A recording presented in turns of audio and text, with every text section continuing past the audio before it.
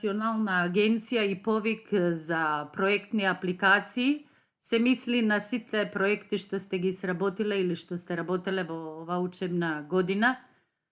Подоцна ќе знаете и колкав број и што можеме да пријавиме, но битно е, и сега поправо најбитно е да знаете дека до 15 јули треба да го пријавите проектот. Некаде околу полноќ ќе се затвара апликацијата и се што сте планирале треба до тогаш да го сработите и токму на време почнуваме, верувам дека и Силвана веќе наредниот вебинар ќе биде на слична тема, за да не задоцниме, зашто обично зборувам за сите колеги со кои што досега ги запознав, обично првите проекти не ги пријавуваат, туку чекат да помине и наредната година, па да видат како ќе биде и наредната година и секогаш пристапуваме на ова аплицирање некако со резерва, што не треба, не мора да значи дека ако ви е прв проект дека не заслужува да биде да добие национална ознака или да биде и награден, затоа што многу труд се вложува и треба секој труд да биде вреднуван и ако ништо друго да се обидете да видите како ќе оди. Потоа во самиот повик пишува дека националните ознаки за квалитет на e-twinning се доделуваат на апликантите со успешни e-twinning проекти, докажувајќи дека проектите достигнале високи национални и европски стандарди. Во ова сум повеќе од сигурна дека сите што сте почнале и што ги привршувате кон крај проектите, дека токму ги задоволуваат овие високи национални и европски стандарди, од причина што од ден на ден, односно од година во година се среќавам со продукти од проекти кои што се толку квалитетни, па и самите ние позаимуваме едни од другите и ги користиме и во самата настава. И уште една причина повеќе Ајде ќе слушнем. Да ве мотивирам за да аплицирате. Кој може да аплицира, веќе верувам дека сите знаете, зашто и самиот e-twinning, односно e-twinning проектите се наменети и за градинките, односно воспитувачи, наставници, професори и стручна служба. И сите што сработиле некаков проект можат да пријават. Како да аплицирате, тоа ќе се обидам еве сега и јас да ви да објаснам, реков во наредните средби и Силвана, а и тоа ако не ви биде јасно, ќе имате објаснување и на самата европска платформа, каде што можете да се сретнете со разни документи и објаснувања како се прави истото. Потоа, што е важно, што истакнува нашата национална агенција, а инаку сите национални агенции, само проекти во кои основачот и кооснувачот се од различни земји може да аплицираат за националната ознака на квалитет. Значи, ако партнерот ви е од нашата земја, ако сте од истата земја, не се ни обидувајте, туку гледајте наредната година да започнете со партнер од другата земја, за да можете да го пријавите проектот, а можете да поминете ако ви се допаднала идејата, ако сте виделе дека може да биде полезно и да добивате добри продукти, зошто да не, има многу проекти кои што трајат веќе и со десетици години. Потоа, она што реков на самиот почеток, дека ќе ве подсетам, дека еден наставник може да аплицира со најмногу 4 проекти. Последните неколку години можеме да аплицираме со најмногу 4 проекти, предходно можеше и во колку проекти работиш, во толку да аплицираш. Нормално самиот да процениш дали заслужува самиот проект да биде пријавен. За апликацијата да биде успешна, проектот треба да освои минимум 13 поени. Има критериум од 5 барања, секое барање е некаде околу 5 поени, еве ги тука се тие барања, и вие треба да освоите или да добиете барем 13 поени на сите овие 5 критериуми, па да се здобиете со национална ознака за квалитет. А инаку веќе за европска тоа ниво е нешто повисоко, мислам некаде околу 20, понатаму низ текстот ќе видите и тоа.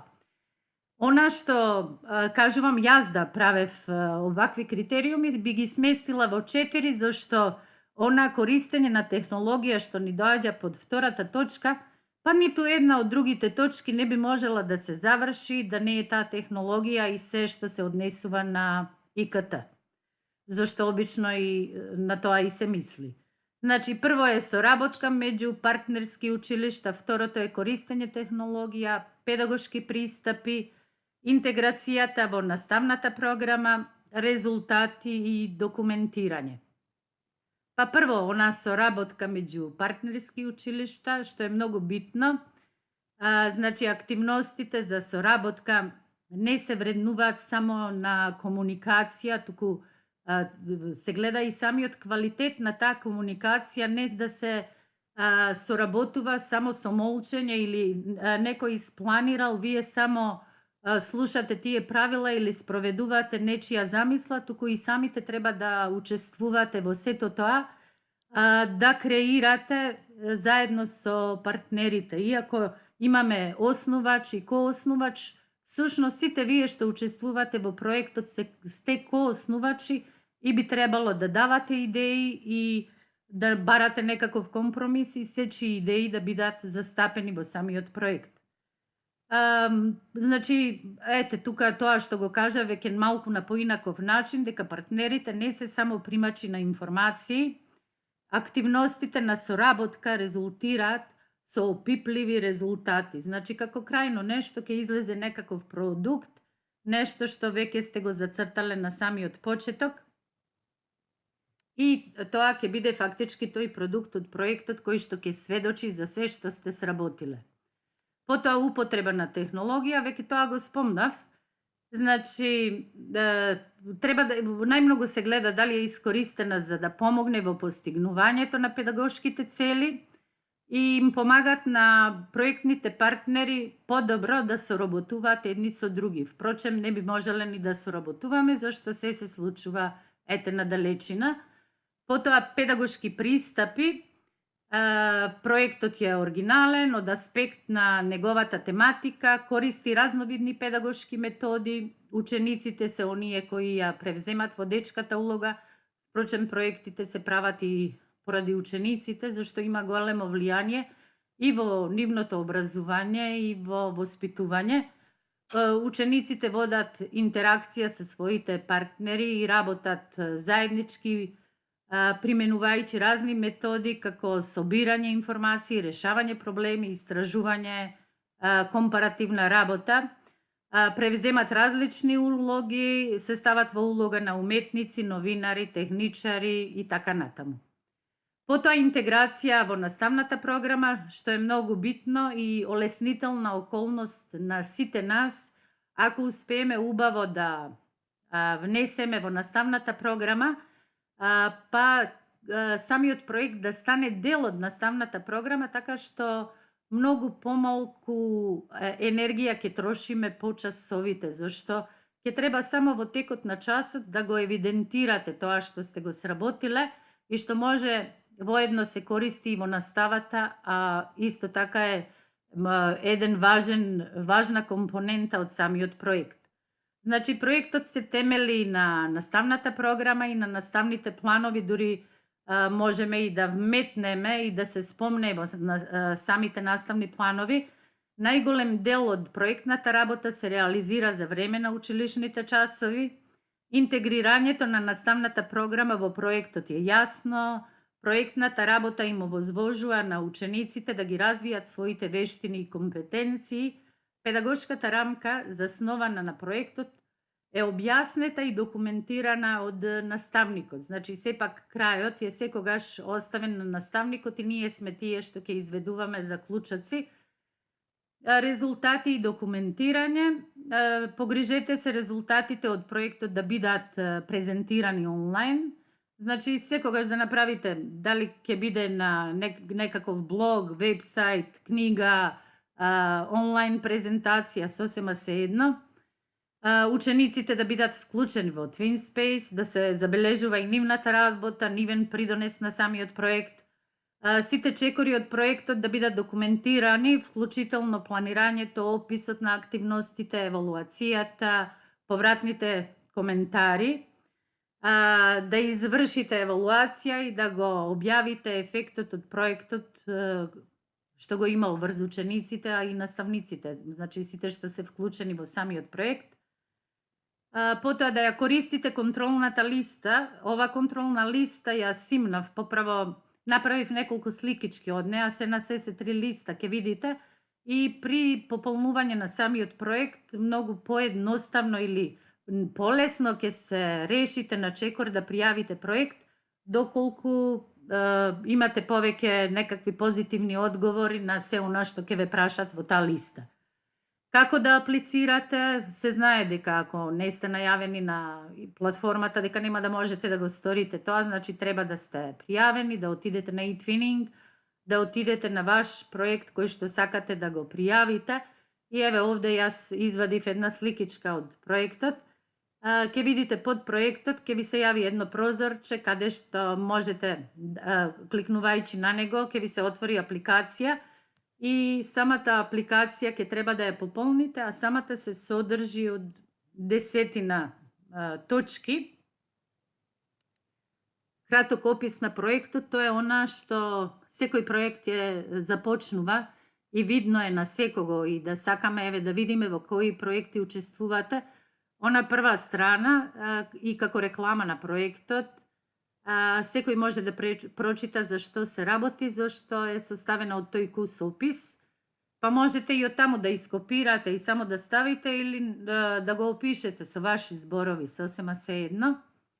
Потоа линкови од проектни резултати, без разлика тука дали се во TwinSpace, дали се на некое друго место, доколку сте соработувале и на други места, сето тоа треба да го линкувате и да овозможите да се има увиди во таа соработка. Други документи, значи и она што сте го поставиле во проектот, а може и на други места од разни причини, од големината на документот до други работи, па да морате да ги поставите и на друго место, а повторно само да линкувате. Педагошка иновација и креативност се знае, значи битно е како сте употребиле нешто, може да биде сама проектна активност, може да биде некоја алатка, може да биде било што, за да си ја олесните работата и на вас, на учениците, и тоа ќе се вреднува. Значи не мора да помислиме дека кој знае што треба да смислуваме за да можеме да наведеме како пример или како доказ. Сите ние верувам дека во секој час имаме нешто иновативно и креативно, не само кога се проектите во прашање. Потоа интеграција со наставниот план и програма, тоа веќе напомнав, е убаво да може да се вклопи во самиот план и програма, ако не во наставни, барем во наставни активности кои што сега ни се задолжителни. Потоа соработка меѓу партнерските училишта, за тоа треба да имаме, може да биде и видеоснимки, може да биде да направите и фотографии. Битно е да имаме докази за тоа, користење на технологија, се она што ќе го употребите ќе биде видно, ама убаво е и да опишете и може дури како обично започнуваме и она опуштање или соработка со нашите партнери, па умееме и да си одржиме по некаков вака вебинар или некаква работилница, да се запознаеме со некаква алатка или нешто што би можеле да го применуваме во текот на самиот проект. Резултати, влијание и документација, тоа е веќе она при крај што ќе излезе нели како готов продукт во зависност од тоа што ќе се договориме или што сакаме да како сакаме да заврши самиот проект и кој е вашиот личен придонес во проектот, тоа од самото планирање до реализација, до крајни продукти, накратко ќе опишете се, и други награди, зашто може да се случи во сите земји, различен е периоди за пријавување за национална ознака за квалитет, па некои проекти може би и добиле некаква ознака, тоа ќе треба да го наведете или ако трае повеќе години може би бил и наградуван и се она што е како награда, како некакво признание, убаво е да го наведете под оваа точка 10. И ова е таа листа за проверки, што кажав, доколку одговорите позитивно на сите овие прашања и не мора на сите, зашто гледате и самите за да добиете ознака за национален квалитет, доволно е да имате 13 бодови, ова листа ќе ви покаже тоа, ако барем на половина позитивно одговорите или имате докази за сработеното, веќе очекувајте дека ќе добиете таа ознака. Значи, дали работите со партнерите за планирање на проектот, значи од самиот почеток, зашто потенцирано е таму дека потребни се двајца наставници кои што потекнуваат од различни земји.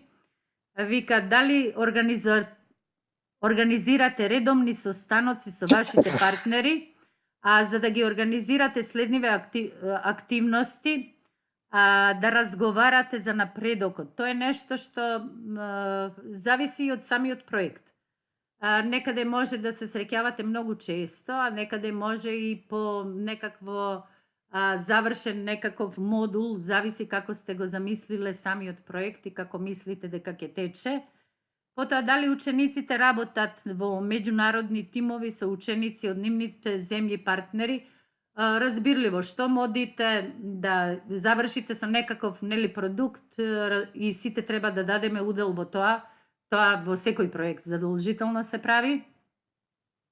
Потоа, дали спроведуваат активности дизајнирани на комуникација, интеракција и соработка за да постигнат заеднички исходи. И за ова треба да документирате, особено кога држите оние отворени часови, нели, па сте нагости кај вашите партнери или тие се пак кај вас, или кога треба да презентирате нешто што сте го сработиле, или едноставно да се договарате што понатаму.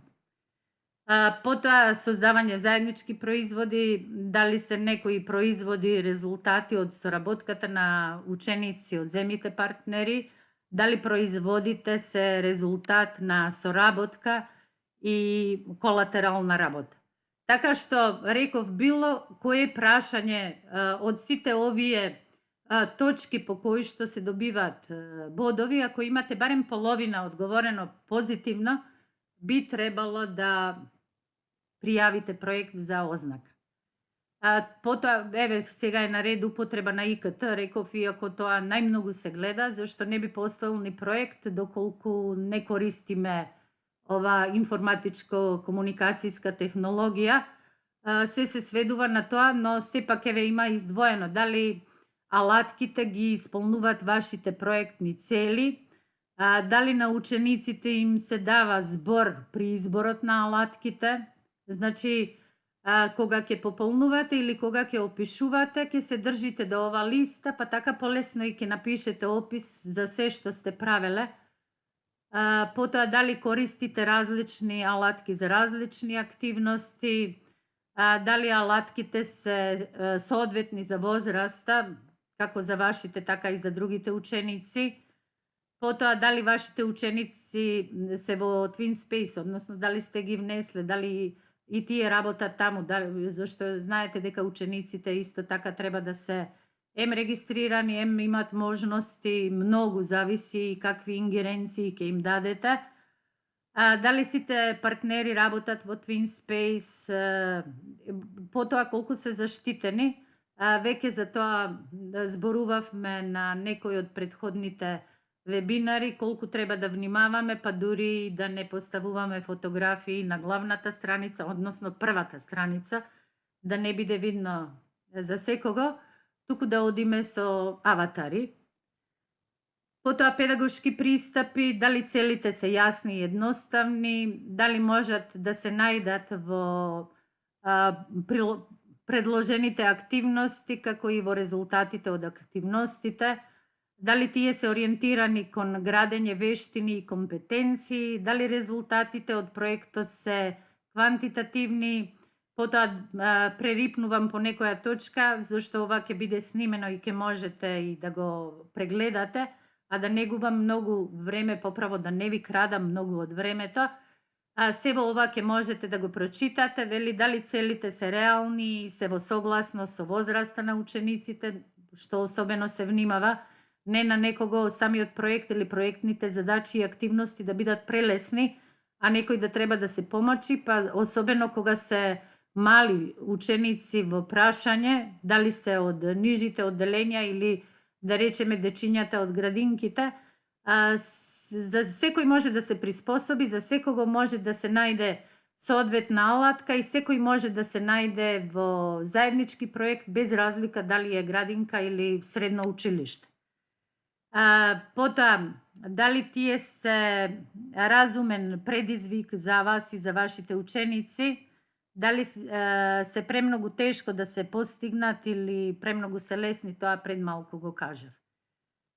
Потоа, педагошки пристапи и наставни предлози, дали постојат различни значајни педагошки методи и техники, дали се во согласност со поставените цели, дали се организирани и користени на иновативен начин, дали има нови педагошки методи и пристапи, дали ученикот е во центарот на проектот, кај нас и во наставата и во проектот, во наставните активности, додатна, дополнителна, секаде се врти околу ученикот, па така што таа точка секогаш ни е сигурно задоволена.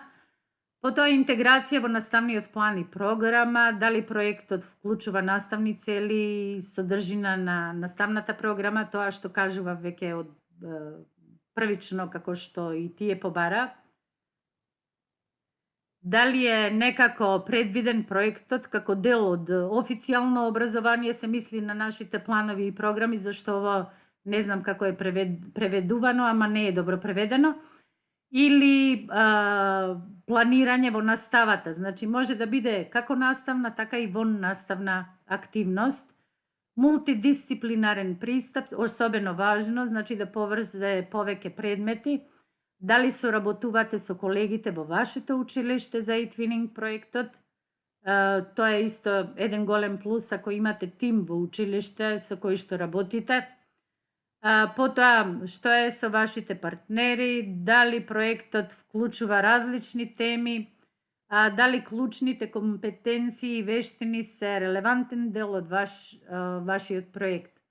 И последното резултати и документација, дали се исполнети целите утврдени на почетокот од проектот, значи дали она што сте го планирале, дали сте го реализирале, дали јасно го документирате процесот на постигнување на вашите цели. Ова можете и на самиот Twin Space, значи може некаква страна на која што секое училиште може да води нешто како свој собствен дневник, иако е уште подобро ако поделите по месеци, па кога ќе ги наведете работите кои што планирате да се сработат во текот на месецот, па секој ќе пишува на едно место и ќе добиете едно богато и шарен дневник каде што сите ќе пишувате. Нешто како споменар кога ќе го читате во наредната година.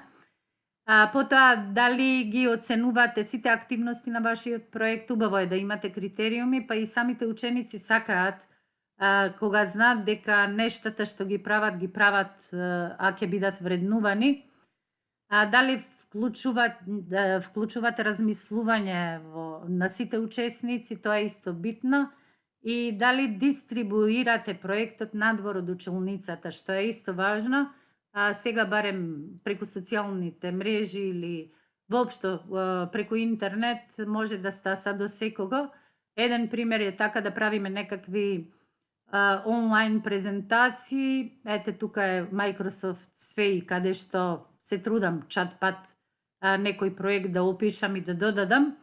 И она што секој го знае и кога го почнуваме самиот проект, знаеме дека почнува септемвриски, како некако вовед, па даваме општи насоки, па сите учествуваме на веќе испланираното да дадеме и некаква област на делување, секој од свој агол, па потоа следат истражувачките активности, па планирање, создавање на продукти, а сите тие се составени од повеќе чекори, како некакви подтеми, се полесно да дојдеме до главната цел. Значи сите имат некакви подцели, па на крај кога ќе завршиме, ќе ја оствариме и целта на нашиот проект.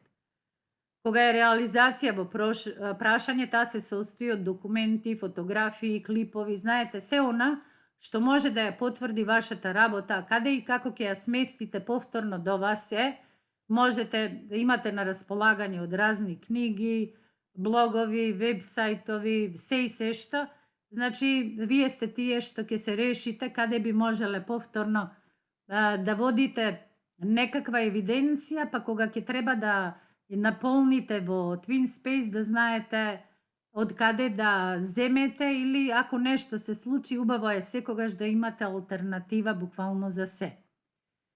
А рефлексијата содржи неколку чекори, согледување на добрите и лошите страни на проектот, што е добро за догодина или некогаш повторно, ако се решите, не мора да биде само e-twinning проект, зашто на овој начин учиме работа во проекти, па ќе знаете да одберете она вистинска насока и да одбегнувате оние лоши страни или она што сте забележале при реализација на проектот дека не е баш добро, сте осмислиле, сте мислеле дека ќе има сосема поинаков тек, арно ама не било така како што сте осмислиле. Така што убаво е, се вежба, се учи, па и работа со проекти. Рефлексија од примена на активноста во пракса, преку проектните активности, покрај предвидената содржина, учесниците се здобиват и со поправо учесниците се здобиваат и со практични општокултурни вештини и знаења како што се соработка, културно однесување, почитување, хуманост, солидарност, и затоа кажувам ученици, учесници, со учениците и ние наставниците. И она што подсетувам дека најбитна работа во e-twinning проектите, без разлика дали прв пат работите сега или не знам која година поред работите, е да ги задоволите критериумите за добивање на национална ознака на квалитет, зашто за европска ознака на квалитет не конкурирате. Едноставно, ако вашиот проект барем во 2 земји биде на оценет со 20 бодови, се здобива со европска ознака на квалитет. Националната ознака на квалитет е оценка на индивидуалната работа на секој наставник, учесник во проектот. За ова ви кажував и порано на некој од вебинарите, дека од училиштето можете да учествувате и 10, може и цел колектив да учествува во еден ист проект, арно, ама кога треба да се аплицира, секој аплицира за себе, секој пополнува за себе и наведува докази и раскажува она што тој го сработил во самиот проект. Значи, никој наместо вас не може да го пријави проектот, ниту да приложи се она што се бара. Ова година, впрочем и наназад 2-3 години, можеме да пријавиме само 4 проекти по наставник, па како имаме многу работа и во училиштата, често пати и овие 4 навистина се многу, зашто има премногу барања. Веќе на почеток е и нагласено и од нашата национална агенција дека ако сакате да се здобиете со национална ознака за квалитет, проектот треба да задоволи, односно да освои барем 13 поени од можни 25, а веќе кажав европската 20 и повеќе. Најбитно и најмногу бодови секогаш ќе ви носи е соработката меѓу училиштата, особено меѓу учениците. Сите проектни партнери треба да дадат свој придонес во реализација на сите активности, значи од самото планирање па до реализација. На самиот почеток треба да се договори детален план за работа со можност да претрпува промени според потребите. И ова се ви кажувам зашто имате време да си го прегледате проектот, да видите се она што ви недостасува, да додадете, да смените, зашто вистина ќе имаме месец и половина, верувам со 17 тамо ќе завршиме со училишните обврски и ќе можеме да се посветиме на проектните.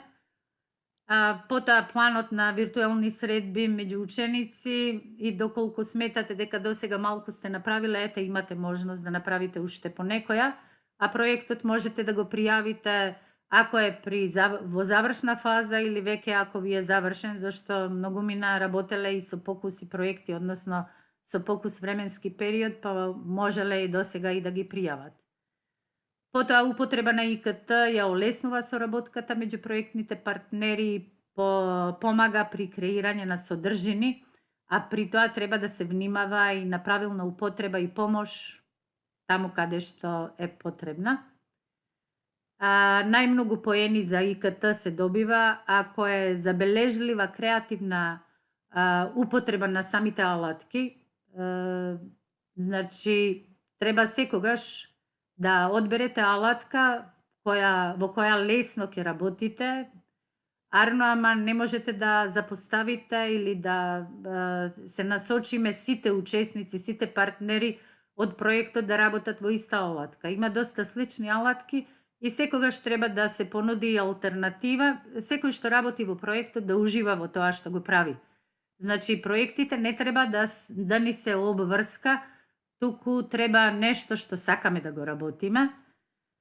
Потоа, сликите на учениците и личните податоци, зашто исто и порано зборував, кои се објавени и се обработуваат во согласно со eTwinning правилата. Најчесто реков учениците да бидат со аватари, дури не мора целосно имиња и презимиња, може само име, можат само иницијали или можете и да измислате некаков прекар. Важно е во проектот да се забележат различни педагошки методи за постигнување на целите, како што се мотивирачки прашања, истражување, анализа, тимска работа и слична. Учениците треба да се главните носители на проектните активности. Потоа, образовните цели треба да бидат јасни и со соодветни критериуми. Не само што проектот ќе подлеже под некакви критериуми и другите ќе ни го вреднуваат, туку и ние да ја вреднуваме својата работа на нашите колеги и на нашите ученици. Потоа, педагошките иновации се состојат во умешноста на поврзување на повеќе активности со соодветна методологија и техники, како за совладување, така и за промовирање на проектни активности, самостојност во работата, како и дозирање на сопственото учење, поправо сопственото време. Крајните продукти се плодови на договор на сите учесници, како ученици, така и наставници. Значи, сите се договараме како сакаме да ни заврши нашиот проект, или каква трага да остави, или да направиме некаков продукт кој што ќе можеме да го користиме во иднина. Интеграција во училишната и наставна програма има клучна улога затоа што најголем дел од работата на проектот се случува во училиште, а многу мал дел од дома. Проектната работа може да биде составен дел од училишната домашна задача по одреден предмет. И за интеграција во наставната програма работата и активностите вклучуваат наставни цели и резултати од конкретни тематски содржини. Многу е битен мултидисциплинарниот пристап, односно корелација помеѓу предметите. Примери имаше премногу од нашите колешки, особено музичко, ликовно, уметничките предмети, каде што поврзуваат со наука, и секаде каде што има STEM, забележав дека има многу учесници од Македонија, што многу ме радува. Евалуацијата на проектот е поврзана и со развојот на клучните компетенции за доживотно учење, како што е комуникацијата на мајчин и странски јазик, дигиталната писменост, математичката писменост и така натаму. Потоа, резултатите и дисеминацијата на проектот треба да се документираат. Треба да имате, или најубаво е да имате катче во вашата училница, а можете да имате и некаква група или нешто и на некаде на интернет. Ваш избор исто така треба да биде тоа каде и како. Дисеминацијата на проектот е особено квалитетна ако успеете и медиумски да ја покриете, како активностите, така и продуктите кои произлегле од проектот, без разлика дали ќе е во печатена аудио или видео форма. Значи, без разлика дали некој ќе пишува за вас, дали ќе бидете гостин во радио, телевизија, сосема сеедно. Особено е значајно ако проектот го искористите како модел при обука на наставници од други училишта, и тоа е многу често кај нас, што исто така ме радува, што само покажува колку квалитетно ги одработувате проектите И резултати од проектот можат да бидат дигитални и недигитални производи.